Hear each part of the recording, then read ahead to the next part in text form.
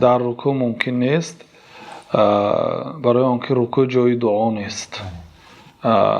دو جای دعا هست در نماز که امکانیت است انسان غیر ذکرهای وارد در داخل نماز بیرون از نماز دعا کند. یکی در سجده، دومینش پیش از سلام دادن.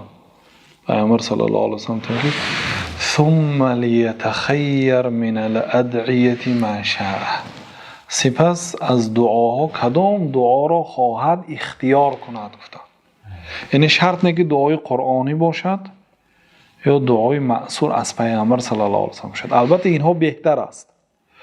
دعایی که پیغمبرها کردند و اجابت شد، دعای حضرت آدم و حوا هست. در قرآن الله تعالی ذکر کرد که دعا کردن ما اجابت کردیم. دعای حضرت نوح الله تعالی دو دعاشون یا زیاده از این رو مثال آورد که دعا کردن اجابت کردیم. دعاهای پیغمبرها هست، در قرآن آمده است، الله تعالی اجابت کردگی است. و اینچنین دعاهای پیغمبر صلی الله علیه و سلم در حدیث ها آمدگی است. این دعاها بهتر است. برای چی؟